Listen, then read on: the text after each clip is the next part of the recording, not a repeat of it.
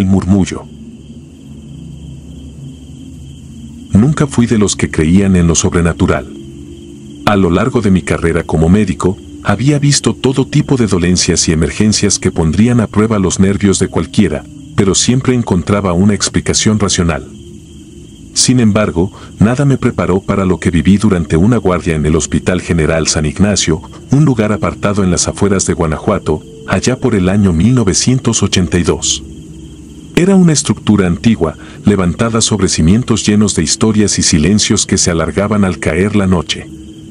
El ajetreo diurno se desvanecía casi por completo después de medianoche, y los pasillos quedaban tan vacíos que a veces resultaba fácil olvidar que en su interior se libraban pequeñas batallas por la vida cada día. Pero esa noche, algo rompió la rutina, algo que hasta hoy no he podido comprender del todo. La tormenta azotaba con furia.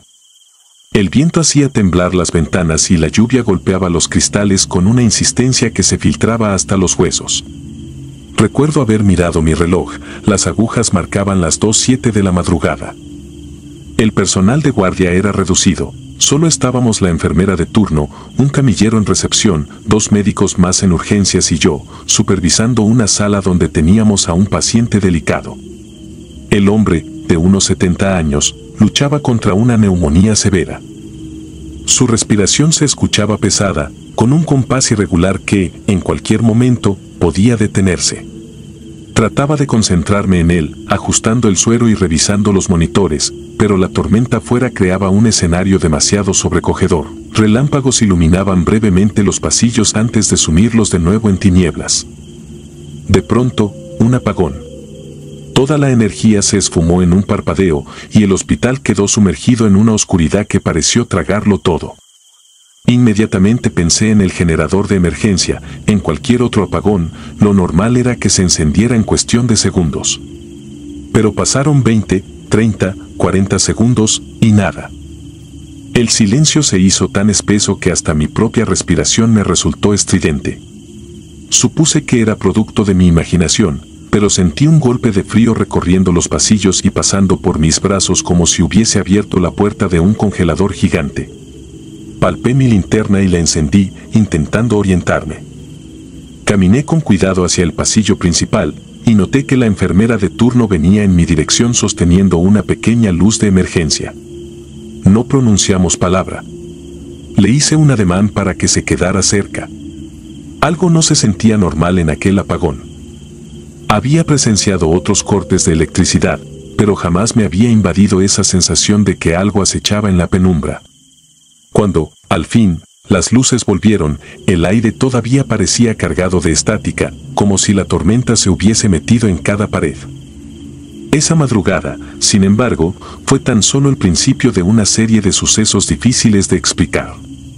En los días posteriores, la frecuencia de los apagones aumentó.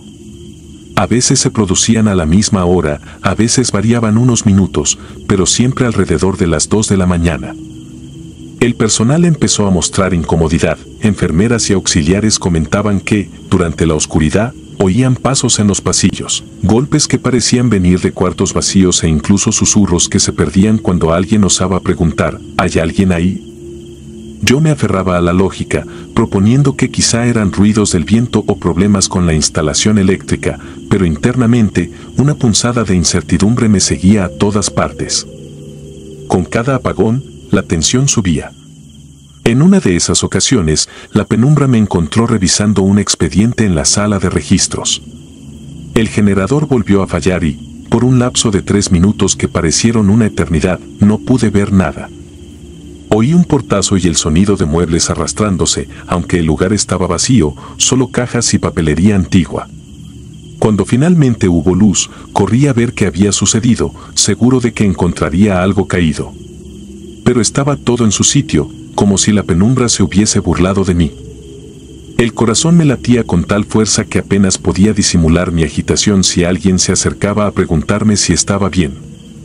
Me las arreglé para consultar archivos más viejos que guardábamos en un cuartito perdido al final del sótano, buscando un patrón que explicara esos apagones tan puntuales. Fue ahí donde di con un informe de 1978. Relataba que, en aquel año, había ingresado un hombre de identidad desconocida.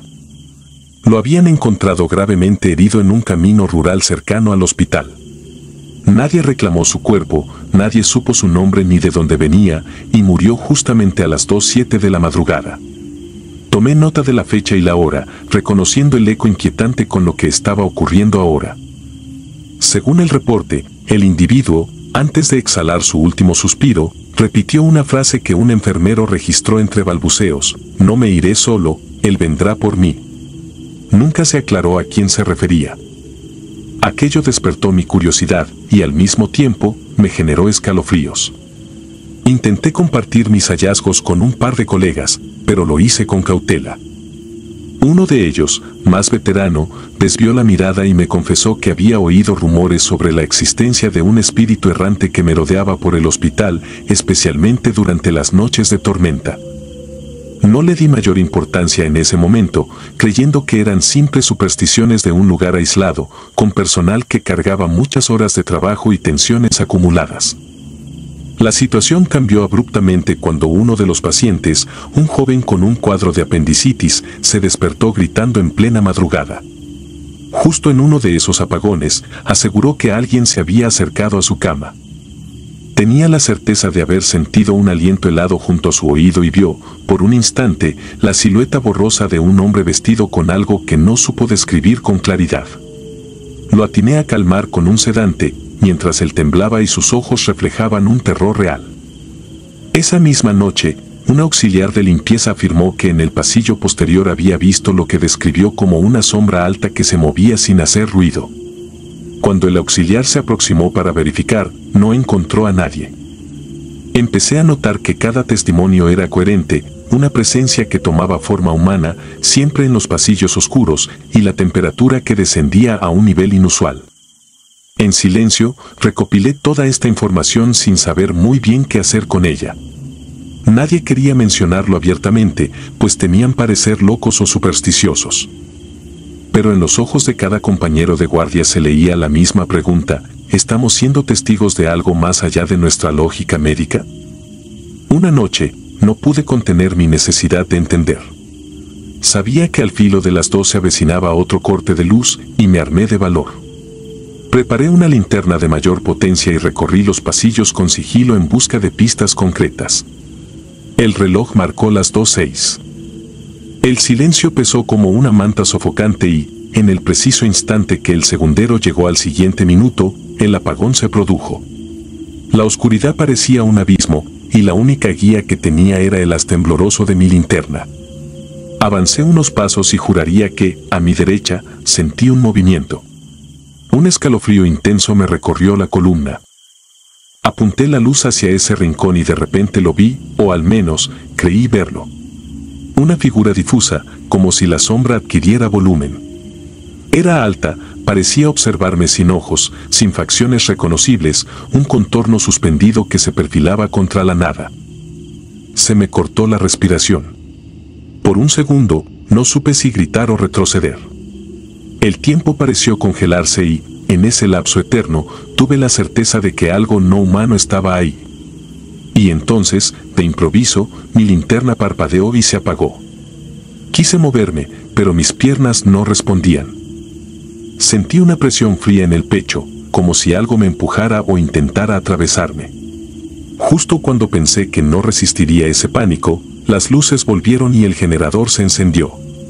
Busqué a mi alrededor, pero la figura se había desvanecido, dejándome aturdido, con un jadeo que me raspaba la garganta.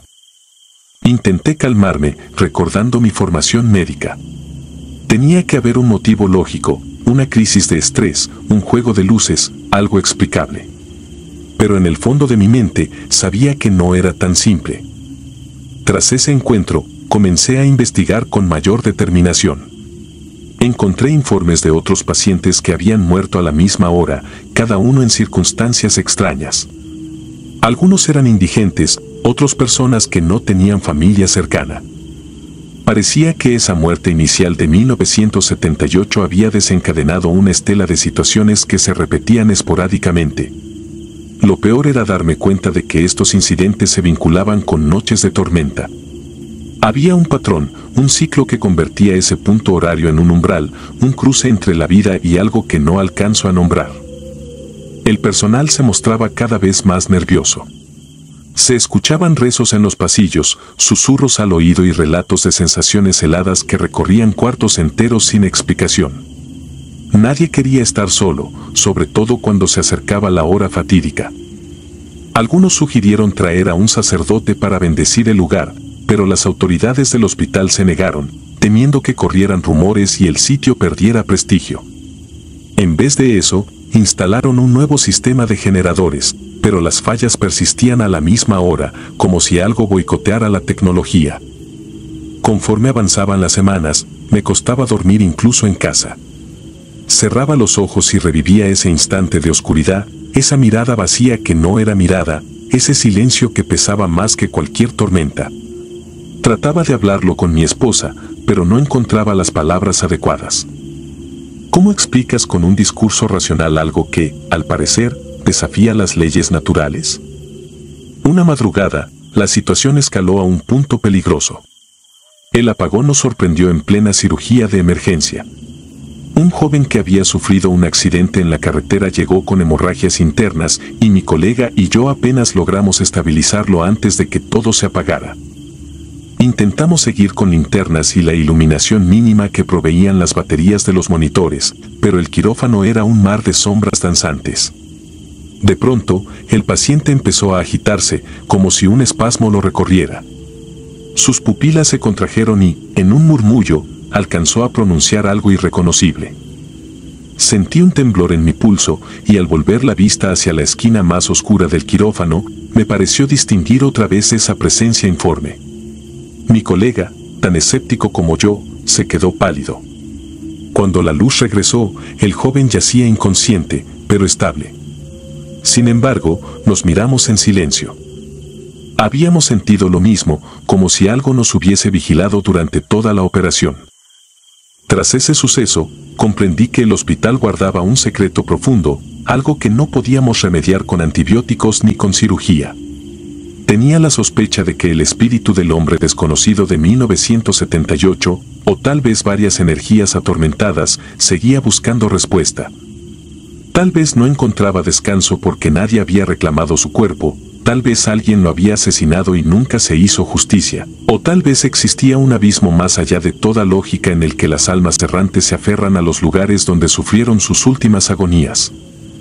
Fuera lo que fuese, esta fuerza se manifestaba con mayor intensidad cada noche de tormenta y cada vez que el reloj se acercaba a las 2:07. Llegó un momento en que incluso las autoridades del hospital empezaron a aceptar que pasaba algo fuera de lo común. Recibimos la visita de un funcionario que quiso revisar informes y expedientes. Sin conclusiones claras, se marchó desconcertado, pero dejó algunas directrices para mantener la calma del personal. Fue inútil. Algunos trabajadores renunciaron, incapaces de soportar esa sensación de que, en cualquier instante, una fuerza invisible podría helarles la sangre y susurrarles al oído. La gente del pueblo empezó a hablar de nosotros como el hospital maldito y el número de pacientes disminuyó de manera dramática. Nadie quería internarse en un lugar donde, en cualquier momento, podían quedar atrapados en la penumbra junto a una silueta sombría. Yo me mantuve en mi puesto, quizás por testarudez profesional o por un sentido de responsabilidad hacia aquellos que no podían recibir atención en otro sitio. Pero cada vez que caía la noche, y sobre todo cuando la lluvia resonaba en los techos, un nudo se formaba en mi estómago.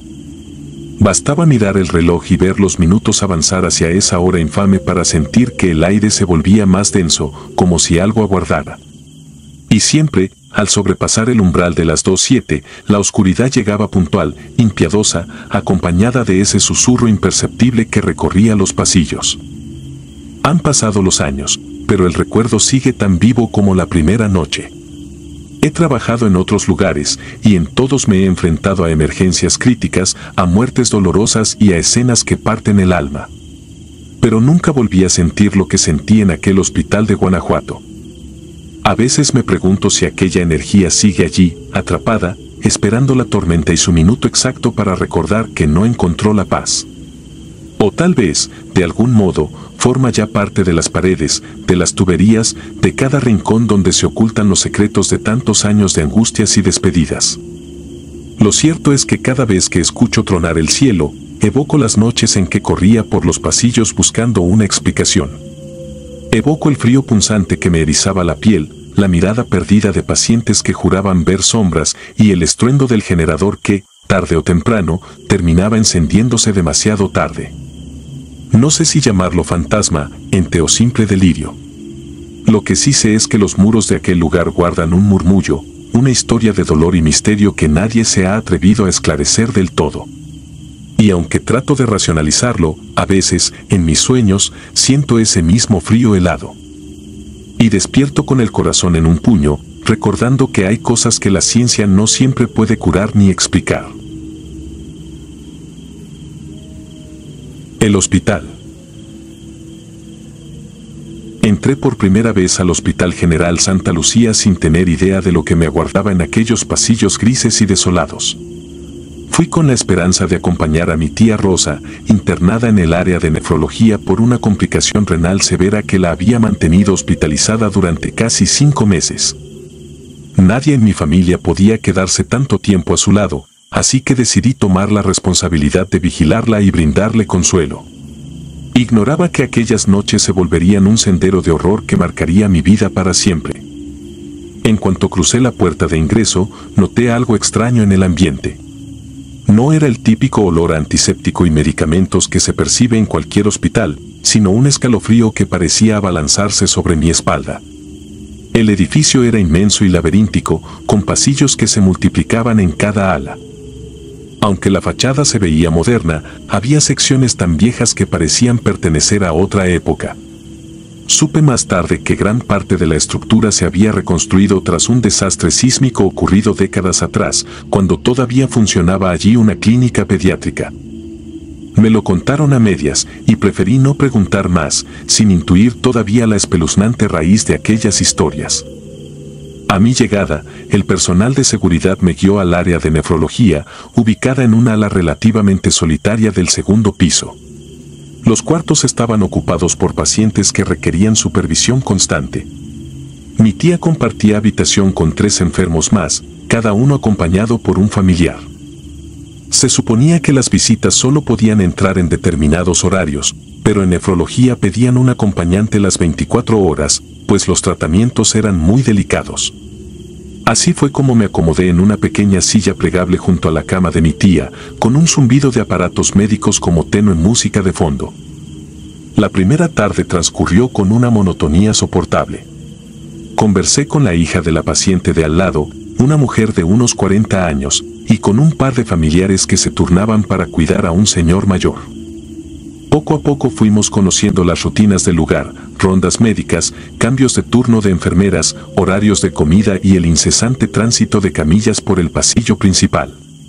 Cuando quise salir a comprar un café pasadas las 8 de la noche, aquella mujer me miró con preocupación y me susurró que no fuera sola. Dijo, casi en un murmullo, que lo tenebroso no era la penumbra del corredor, sino lo que podía uno toparse en la semioscuridad, especialmente cerca de la sala antigua que conectaba con el vestíbulo. Pensé que exageraba, aunque algo en su tono hizo que un leve escalofrío me recorriera. Lo cierto es que el pasillo que unía nefrología con la cafetería era largo, con luces parpadeantes, como si lucharan por mantenerse vivas en medio de la densa atmósfera del hospital. El zumbido de los fluorescentes resultaba inquietante. Cada paso que daba retumbaba contra las paredes, generando eco. A pesar de mis nervios, continué avanzando. Llegué a la cafetería, compré el café y regresé por el mismo camino. Cuando estuve a punto de entrar al baño, ubicado en un recoveco angosto del pasillo, sentí como una mano diminuta se apoyaba en mi espalda con brusquedad, como si alguien muy bajo de estatura corriera a mi lado y me empujara al rozarme. Me volteé sobresaltada, con el corazón en la garganta, pero no había nadie. El pasillo lucía totalmente desierto. El café casi se me resbaló de las manos, pero reaccioné y aceleré el paso de regreso a la habitación, sin siquiera atreverme a mirar otra vez por encima del hombro. Esa noche no pude conciliar el sueño. Mi tía estaba estable, pero mis pensamientos eran un remolino de incertidumbre. La familiar de la paciente vecina se percató de mi nerviosismo, sin decir nada. Yo escuchaba el leve ronquido de los otros acompañantes y, de pronto, sobrevino un silencio punzante. Eran cerca de las 3 de la madrugada cuando se empezaron a oír risas infantiles que flotaban desde un patio interno contiguo. Me extrañó, porque esa zona se veía cerrada a cal y canto.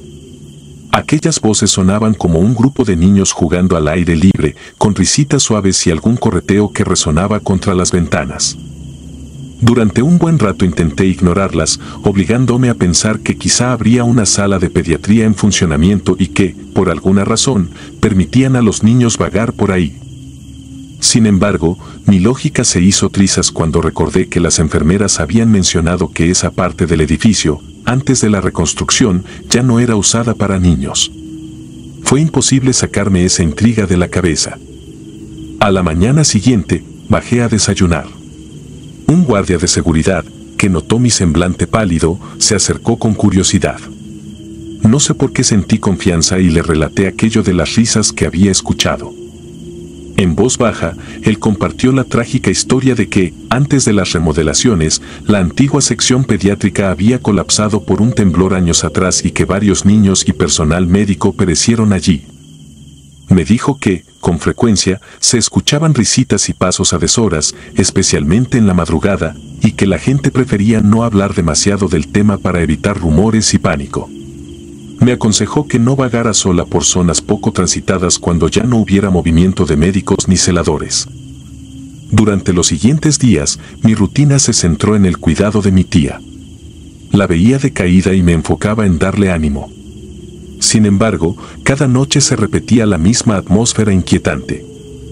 A veces, las carcajadas infantiles resonaban más lejos, en otras ocasiones, parecían situarse justo en el pasillo, como si aquellos pequeños espectros se asomaran a las habitaciones. Además, la luz del corredor fallaba de forma intermitente, sumiendo el lugar en una penumbra escalofriante. Empecé a sentir que cada sombra era una figura acechante, cada crujido un lamento. En lugar de habituarme, el miedo se intensificaba, pues notaba señales que confirmaban esas presencias, camas que rechinaban sin razón aparente, puertas que se cerraban solas y, sobre todo, silencios tan densos que daban la impresión de que alguien, o algo, se escondía detrás de cada puerta. Tras un mes viviendo allí, me hice amiga de varios enfermeros y de algunos trabajadores de mantenimiento, pues a menudo les ayudaba a mover sillas de ruedas o a limpiar cuando se necesitaba. Uno de los empleados, Adalberto, era encargado de la morgue del hospital. Era un hombre afable y de hablar pausado, pero se le notaba un cansancio en la mirada, como si cargara con una pesada losa sobre la conciencia. Una tarde, cuando me vio especialmente tensa, me invitó a sentarme en la escalera de servicio para despejar mi mente. Me contó que su trabajo consistía en recibir los cuerpos que traían las ambulancias y dejarlos listos para ser entregados a las funerarias o a los familiares. Comentó que en la morgue, ubicada en el sótano, ocurrían fenómenos que jamás pudo entender: susurros, pasos detrás de él, luces que se encendían o apagaban sin intervención humana. Me confesó que, al principio, creyó que su imaginación le jugaba malas pasadas, hasta que otros compañeros le describieron sucesos similares. La narración de Adalberto encajaba con lo que yo ya había experimentado en la parte superior del edificio. Sentí como si el hospital entero fuese un gran imán de energía oscura, atrapado en el tiempo desde aquella tragedia. Supe que en aquel sótano lúgubre se acumulaban historias de accidentes fatales, víctimas de catástrofes y sucesos terribles que habían dejado una huella indeleble. Me confesó que a veces, al caer la noche, escuchaba sollozos que provenían de los pasillos contiguos a las cámaras frigoríficas, y que en más de una ocasión había visto pequeñas siluetas correteando entre las camillas donde guardaban cuerpos sin identificar. Con cada relato, mi angustia aumentaba. Sin embargo, mi tía no mejoraba, así que no podía marcharme. Mis noches se convirtieron en vigilias, en las que me mantenía alerta a cualquier ruido anómalo. Me percataba de sombras fugaces que cruzaban la puerta de la habitación y de una sensación de ahogo como si, en ciertos momentos, el oxígeno me faltara sin razón médica alguna. No sabía si era el ambiente opresivo o si realmente algo se cernía sobre nosotros. A veces, cuando me quedaba medio dormida, sentía un tironcito en la sábana, como si unas manitas la jalaran. Al abrir los ojos, solo veía a mi tía descansando, a los demás acompañantes roncando y la penumbra colándose por la ventana. El evento más aterrador ocurrió una noche en que tuve que bajar al sótano para entregar unos formularios de laboratorio. Ya era tarde y no quise molestar a ningún enfermero, así que me aventuré sola por el ascensor de servicio. El aire dentro del elevador se sentía pesado, casi irrespirable. Al llegar, un silencio denso me envolvió. Las luces temblaban y solo se escuchaba el zumbido del generador de emergencia. Caminé siguiendo los rótulos que indicaban la oficina de laboratorio, pero, al voltear por un pasillo angosto, vi una puerta metálica entreabierta, la morgue. Una ráfaga de frío me golpeó y me costó seguir avanzando, aunque mi curiosidad me empujó a asomarme. Fue apenas un segundo, pero sentí un escalofrío punzante al distinguir algo moverse tras la penumbra. Era una figura pequeña, que se alejaba corriendo. Por un instante atisbé lo que parecían los pies descalzos de un niño. Un niño en la morgue, a medianoche. Parpadeé con incredulidad, me acerqué un paso y alargué la mano para empujar la puerta, intentando convencerme de que quizá mi mente me engañaba. En ese mismo instante, la puerta se cerró de golpe, como si alguien la hubiera empujado desde dentro con fuerza. Un estruendo metálico retumbó, seguido por lo que me pareció un suave susurro que no logré entender. Fue suficiente para que el terror se adueñara de mí.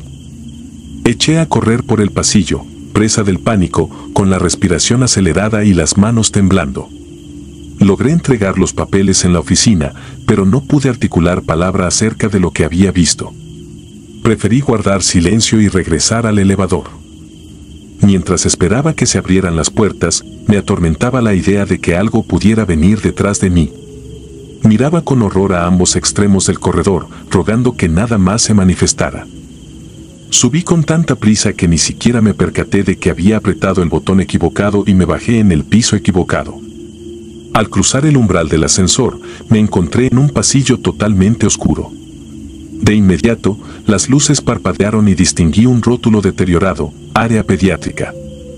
Era uno de los sectores que decían haber sido clausurados tras el derrumbe muchos años atrás. Ese pasillo en penumbras exhalaba un silencio antinatural, sofocante. Avancé apenas unos pasos y escuché un susurro leve, como si un grupo de niños me llamara, con voces que se superponían. Noté que algunas puertas estaban bloqueadas con listones de precaución y ventanas rotas selladas con tablas. Un olor a humedad y medicina rancia flotaba en el aire. A cada paso que daba, sentía que algo o alguien caminaba atrás de mí, con pies chiquitos que resonaban en el suelo de linóleo. Me detuve con el corazón desbocado, incapaz de seguir. Un repentino sonido de risa se alzó a mi espalda, como si 2 o 3 pequeños corrieran en dirección contraria. Mi piel se erizó y di media vuelta. No había nada, solo un débil destello de luz emergiendo de un cuarto en ruinas. Enfrenté una urgencia desesperada de salir corriendo.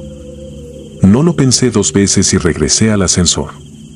Me tomó varios intentos presionar el botón adecuado porque mis dedos temblaban tanto que se resbalaban en el panel metálico. Cuando por fin las puertas se cerraron, sentí un alivio mezclado con la certeza de que algo se había quedado allí, observándome, como un eco atrapado en la penumbra que antaño perteneció a niños enfermos y que nunca pudieron salir de aquellos muros. Regresé a la habitación de mi tía con el alma encogida. Aquella fue la última noche que me aventuré sola por el hospital. Prefería no moverme de nefrología y, si necesitaba algo de la cafetería, le pedía a un familiar de confianza que me acompañara. Aunque el miedo se hizo parte de mi cotidianidad, no me quedaba más opción que resistir. Mi tía necesitaba mi presencia. La gente en el ala de nefrología ya sospechaba que algo ocurría en ese hospital, así que no se sorprendían cuando me veían pálida o me encontraban con la mirada perdida. Todos conocíamos algún relato, un roce extraño, una sombra fugaz, risas donde no había niños, puertas que se cerraban sin corriente de aire. Con el tiempo, mi tía se recuperó y, al fin, recibió el alta. Salimos del hospital un atardecer templado, con la promesa de no volver si no era estrictamente necesario. No me atreví a contarle todo lo que viví en los pasillos, las risas sin cuerpo, la presencia en el sótano, las huellas de un pasado trágico que aún susurraban en la penumbra. Preferí callar, atesorar esos miedos y aceptar que existen lugares marcados por el dolor y la muerte, sitios donde la energía se estanca y se viste de sombras, recordándonos que no todos encuentran descanso. Incluso ahora, años después, todavía evito pasar cerca de ese lugar. Cada vez que pienso en el hospital, escucho, en lo más recóndito de mi mente, aquellas risitas infantiles que se pierden en la oscuridad, llamándome, invitándome a regresar. No sé si alguna vez podré borrar de mi memoria la sensación de unas pequeñas manos que empujan mi espalda en un corredor desierto, ni si podré convencerme de que esas voces solo fueron producto de mi imaginación. Lo que viví allí, en esos muros que alguna vez alojaron un sinfín de vidas inocentes y que luego se convirtieron en un epicentro de dolor, me dejó la certeza de que hay fuerzas que van más allá de nuestra comprensión. Ahora, cada vez que el recuerdo me asalta, cierro los ojos y me repito que no volveré. Pero en mis pesadillas, el rumor de pasos diminutos me persigue, recordándome que, en aquel hospital, las risas de los que ya no están continúan filtrándose en la noche, como un eco perpetuo que no ha encontrado la paz.